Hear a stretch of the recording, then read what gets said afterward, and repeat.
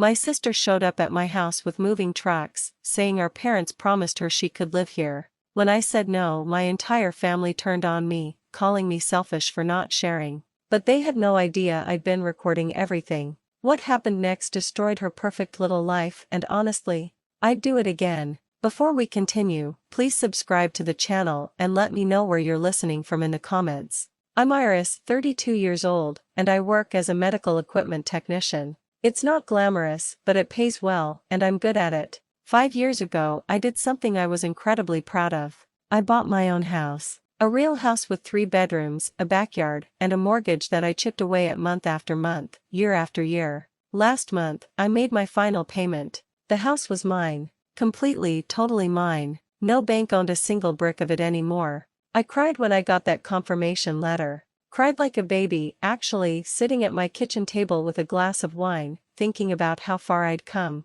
But here's the thing nobody tells you about success. Sometimes the people who should be happiest for you are the ones who resent you the most. Growing up, I learned early that I wasn't the special one. That title belonged to my younger sister, Sloane. She's 28 now, but even as kids, the difference in how we were treated was obvious. I just didn't want to see it. I made excuses. I told myself it wasn't that bad, that I was being sensitive, that every family had its quirks. Sloane got the bigger bedroom because she needed space for her art supplies. Never mind that she never actually finished a single painting. I got the closet-sized room overlooking the alley. When I complained once, my mom said I should be grateful to have my own space at all. I was 8. Our birthdays are 2 weeks apart, and my parents thought it would be easier to throw us joint parties. Easier for who, I never figured out. But I remember being 10 years old, watching Sloane open present after present while I got maybe 3 gifts, all practical things like school supplies and socks. When I blew out the candles on our shared cake, I wished for just one party that was mine alone. That wish never came true. High school was worse.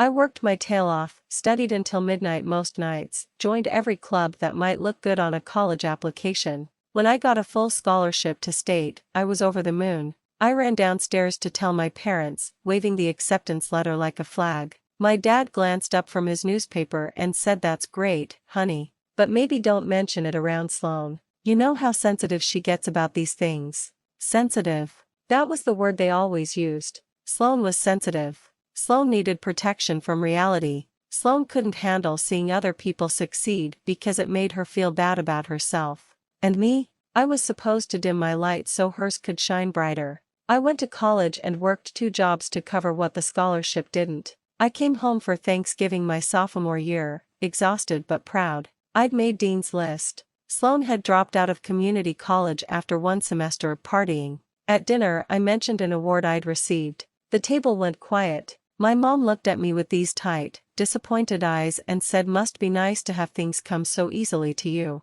Easily. As if she had any idea how hard I worked. As if she'd ever asked. My graduation should have been one of the best days of my life. I was the first person in our family to get a bachelor's degree. My parents came to the ceremony, but we had to leave the celebration dinner early because Sloane called crying about a breakup. We spent 2 hours at her apartment while she sobbed about some guy who'd cheated on her. Nobody asked about my plans, my job prospects, my future. It was always about Sloane. When I was 25, I asked my parents for a small loan to help with a down payment on a car. My old one had died, and I needed reliable transportation for work. They said they couldn't help me. 2 months later, I found out they'd given Sloane $3,000 for a trip to Cabo with her friends. When I asked my mom about it, she said your sister needed a break. She's been through so much. I bought a used car with a high-interest loan and paid it off in 18 months. At 27, I bought my house. It took everything I had, every penny I'd saved, every sacrifice I'd made, every overtime shift I'd worked. I was so proud. I invited my parents to a little housewarming. They said they couldn't make it. Later, I found out they'd stayed home because Sloane felt bad that she couldn't afford a place of her own and they didn't want to rub it in her face by celebrating mine. That hurt. God, that hurt. But I told myself they didn't mean it like that. Family is complicated. Everyone shows love differently. Sloane was just going through a rough patch. Things would get better. Every holiday, every family dinner, there were little comments. Must be nice to have all that space to yourself. Some people just get all the luck. I wish I could afford to be picky about who I let into my home. I smiled through them. I brought expensive wine and homemade desserts. I complimented Sloane's outfits and asked about her latest job, even though she never kept one longer than a few months. I wanted them to love me. I wanted to be enough. Last month, everything changed. I made that final mortgage payment, and for the first time in my adult life, I felt free. I started planning renovations. Maybe I'd finally start dating seriously, now that I had stability and wasn't stressed about money constantly. I felt like my life was finally beginning. Then my mom called. "Family dinner this Sunday. Don't be late. We have exciting news." Something in her voice made my stomach twist, but I showed up anyway, like I always did, hoping this time would be different.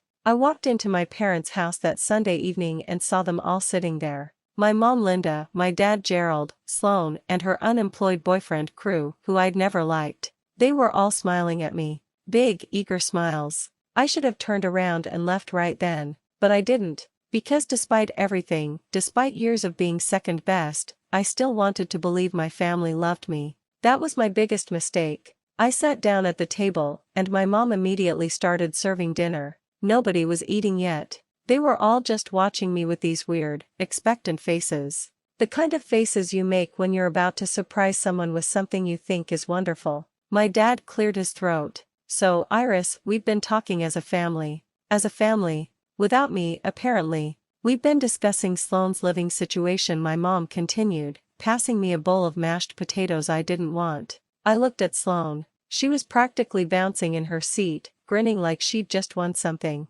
"Her lease is up next month," Dad said. "And she's had some financial setbacks recently." Financial setbacks. That's what we were calling it now. Not that she'd been fired from her job at the boutique for showing up late constantly. Not that she'd blown her savings on a new wardrobe and concerts. Setbacks. "Okay," I said slowly. "So you're looking for a new place?" "Well, that's the thing," Mom said, and her voice had that sugary quality it always got when she wanted something. "Apartments are so expensive right now. Ridiculously expensive. And we thought, well, you have that big house." My stomach dropped. "We were thinking Sloane could move in with you," Dad said. "Just temporarily, of course, while she gets back on her feet." The room felt like it was tilting. I set down my fork carefully. "I don't think that's a good idea." Sloane's smile faltered. Mom's expression went tight. "Why not?" Mom asked. "You have 3 bedrooms just sitting empty. You're rattling around in that house all by yourself."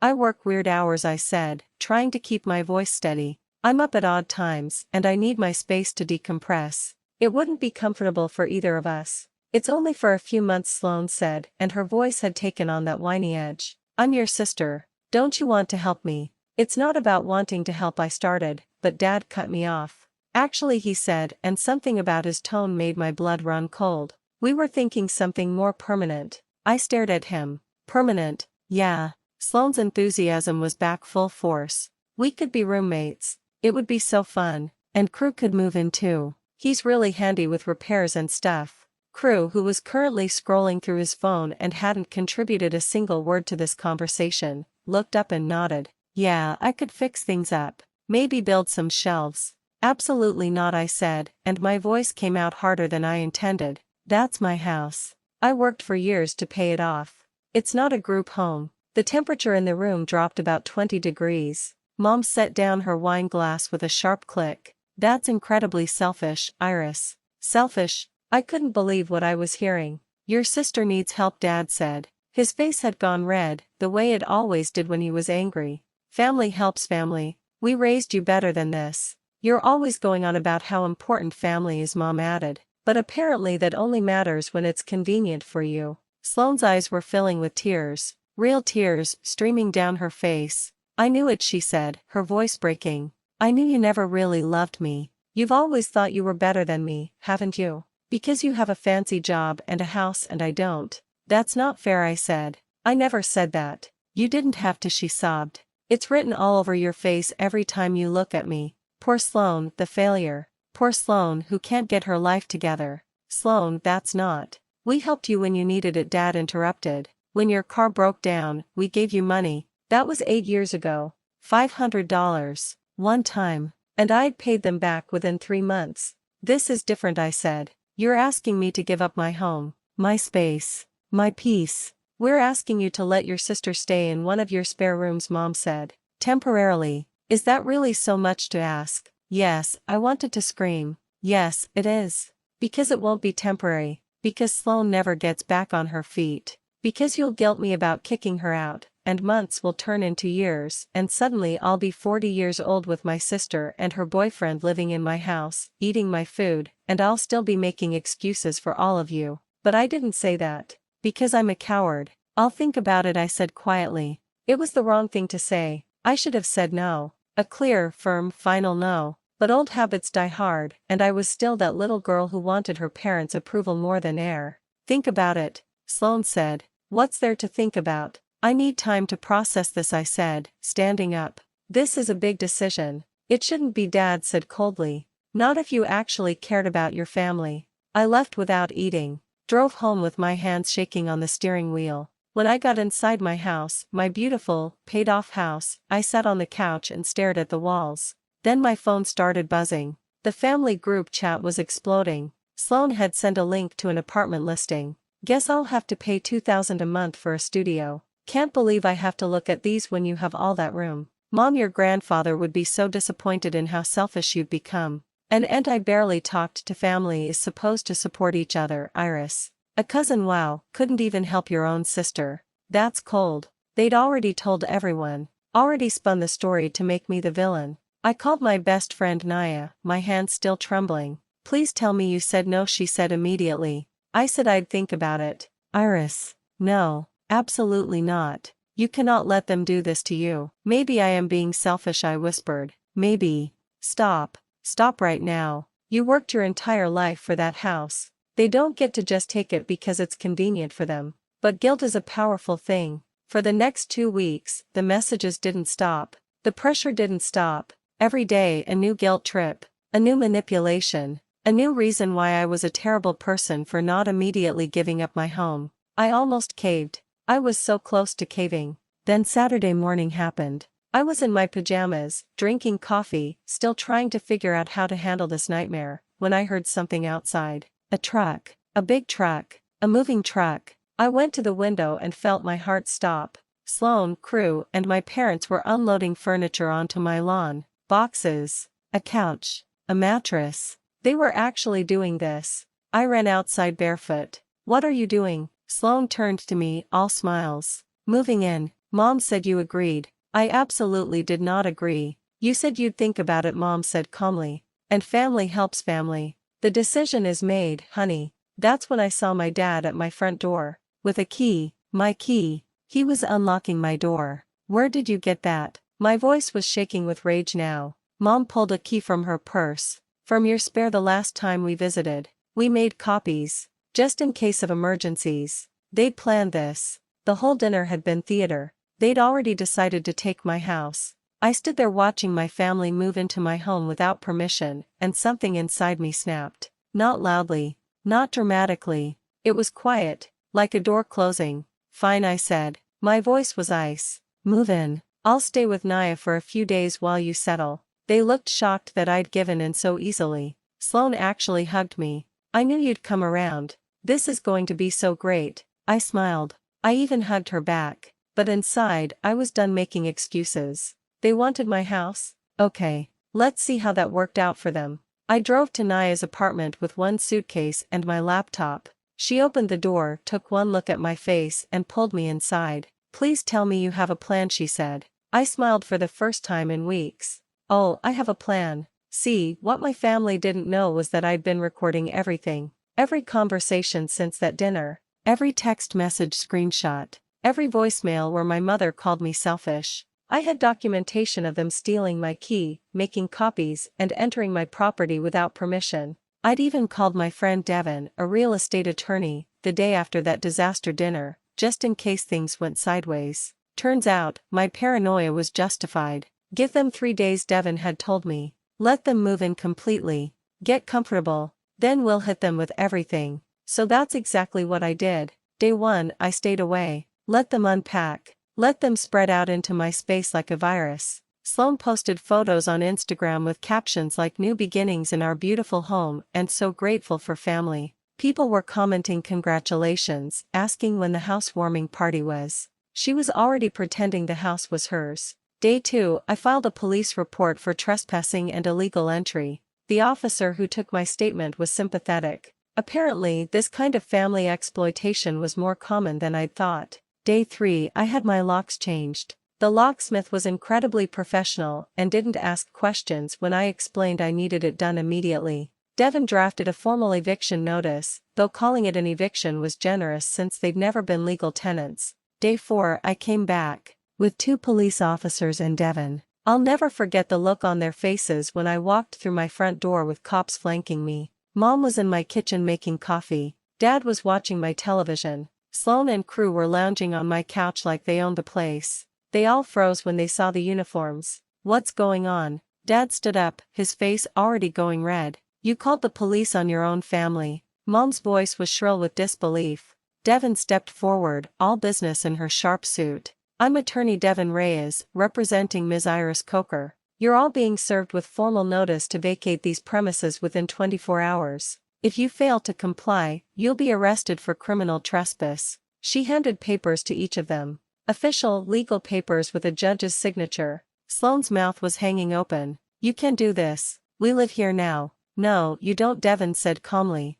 You never signed a lease. You paid no rent. You have no legal claim to this property. You broke in using a stolen key and moved in without the owner's permission. That's called criminal trespass. Stolen, Dad sputtered. We're her parents. We had a spare key, which she used to make unauthorized copies and enter private property without consent, one of the officers said. That's theft and illegal entry, sir. Crew tried to step in, puffing up his chest. We have rights. You can't just throw us out. The officer looked at him with barely concealed contempt. Actually, sir, you have no rights here. You were never a tenant. I suggest you start packing. That's when I pulled out my phone. Before you go, I think everyone should hear something. I played the recordings. All of them. Mom's voice, the decision is made, honey. Sloan, Mom said you agreed. Dad, at that dinner we were thinking something more permanent. Every guilt trip. Every manipulation. Every entitled demand. I played it all while they stood there, their faces going from red to white to purple. You recorded us, Mom whispered. I documented everything I said. Every conversation. Every text. Every violation of my boundaries. And I've sent copies to the entire family group chat. I wasn't bluffing. I'd sent it 10 minutes before arriving. My phone was already buzzing with responses. And Carol, oh my God, Linda, what did you do? Cousin Jake, this is insane. Iris, I'm so sorry. Cousin Maya, I can't believe we called her selfish. We had no idea. The same relatives who'd been calling me cold and heartless were now seeing the truth. The screenshots were spreading through the family like wildfire. Mom's church friends would see it. Dad's poker buddies would hear about it. Their carefully crafted image of being wonderful, supportive parents was crumbling in real time. Sloan was crying, but not the delicate tears she usually weaponized. These were ugly, desperate sobs. You're ruining my life. No, I said quietly. I'm taking back mine. We're your parents, Dad said, and for the first time, he sounded small, scared. You'd really press charges against us. Try me, I said. You have 24 hours. After that, I'm prosecuting everyone who's still here. They packed in 16 hours. I know because I stayed at Naya's and watched through my security cameras, the ones they hadn't known I'd installed last year. They took their stuff and left, and the whole time Sloan was hysterical, screaming about how I was destroying the family. Mom and Dad didn't say a word. They just looked tired and old. The fallout was spectacular. People in their neighborhood found out. Someone had posted the story to a local Facebook group before I could stop it. Suddenly, everyone knew what they'd tried to do. Dad stopped going to his Rotary Club meetings. Mom quit her book club. They couldn't show their faces without whispers following them. Sloane's boyfriend Crew left her within a week. Apparently, he'd signed up for a free place to crash, not a family drama that might end in jail time. Sloane had to move back in with our parents, who were now resentful of her because I'd cut them all off completely. I changed my number, blocked them on everything. I sent one final message before I did. You taught me that family helps family. So I'm helping myself to a family that actually respects me. Lose my number. 6 months passed. Best 6 months of my life. I renovated my house exactly how I wanted it. Started dating a wonderful man I met at a medical conference. got a promotion at work, went to therapy and started unpacking 32 years of guilt and manipulation. Then I got an email. Dad had somehow gotten my work address. Your mother had a health scare. Don't you think you're taking this too far? I read it twice. Then I deleted it. No guilt, no second guessing, no wondering if maybe I was the bad guy after all. I'd spent my whole life being the responsible one, the understanding one, the one who made excuses for everyone else's bad behavior. I'd dimmed my light so Sloane could shine. I'd swallowed my accomplishments so they wouldn't feel bad. I'd given and given and given until there was almost nothing left. Not anymore. Sometimes people ask if I regret it, if I feel bad about what happened. The answer is simple no, not even a little bit. They made their choices and I made mine. The difference is I can live with mine. My house is still mine. My peace is still intact. And my life? It's finally beautifully my own. Sometimes the trash really does take itself out. Other times, you just need an eviction notice and the courage to sign it. Thank you for listening. Don't forget to subscribe and feel free to share your story or opinions in the comments.